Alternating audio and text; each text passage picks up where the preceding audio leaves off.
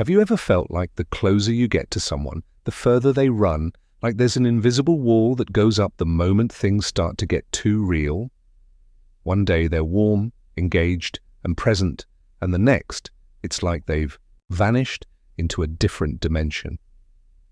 If you've ever found yourself chasing a partner who suddenly needs space, or struggling to understand why intimacy feels like a trap to you personally, then you are dealing with one of the most misunderstood patterns in human psychology: avoidant attachment.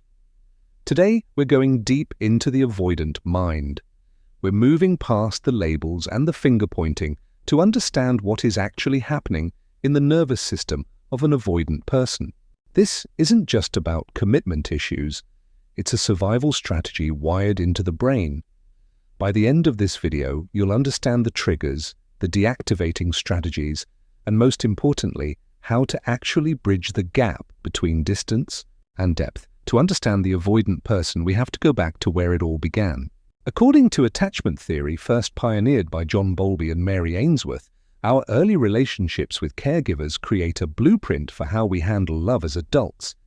An avoidant attachment style typically develops in an environment where emotional needs were either ignored, shamed, or met with intrusion.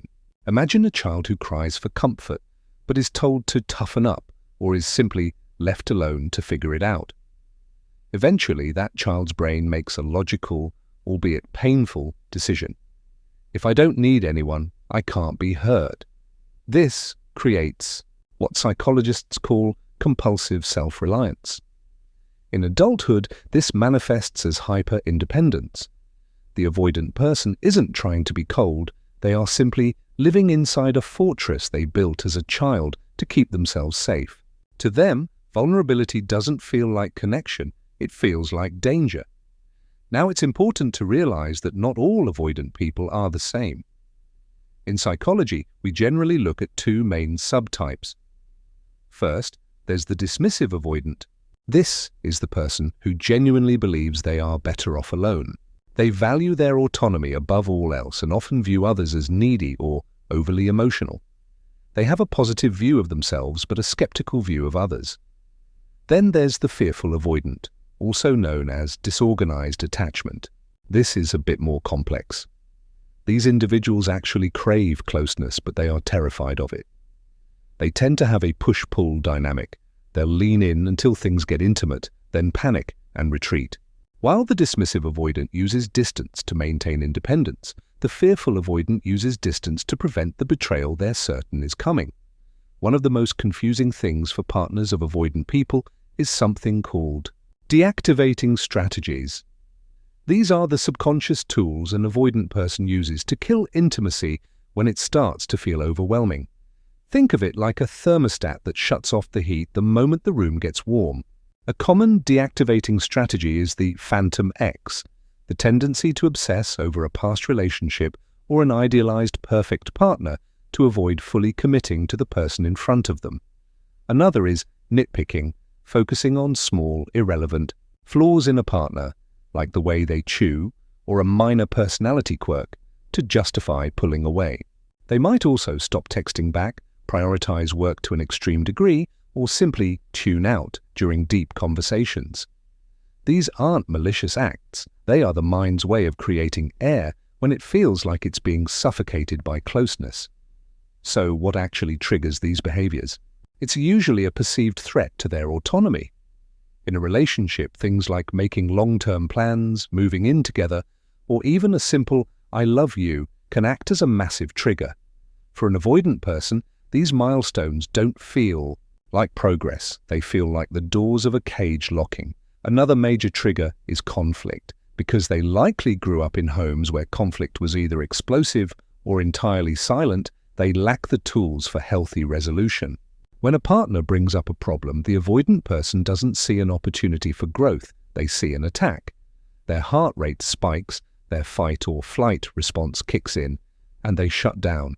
This is the silent treatment or ghosting phase that leaves partners feeling abandoned and confused. If you are the partner of an avoidant person, the natural instinct is to pursue. You feel them pulling away, so you lean in harder. You ask more questions, you send more texts, you demand more talks. But in the psychology of avoidance, this is the worst thing you can do. It creates what's known as the anxious avoidant trap. The more you pursue, the more they feel suffocated and pull away further. To break this cycle, you have to learn the art of giving space with a return time. Instead of saying, "Why are you ignoring me?" try saying, "I can see you need some space. Let's reconnect tomorrow at 7 p.m. This respects their need for autonomy while giving you the security of a time frame. You have to lower the emotional intensity to allow them to feel safe enough to come back on their own terms. Now, if you are the avoidant person watching this, first of all, thank you for being here. It takes immense courage to look at these patterns. The first step in your healing journey is building emotional literacy. Because you've spent a lifetime suppressing your feelings, you might not even realize when you're triggered.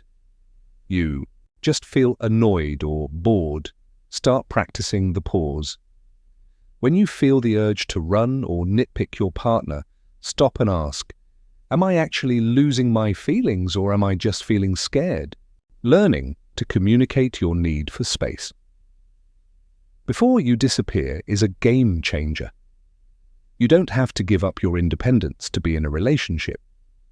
You just have to learn that interdependence isn't the same thing as losing yourself. Healing? Avoidant attachment isn't about changing who you are. It's about updating your survival software.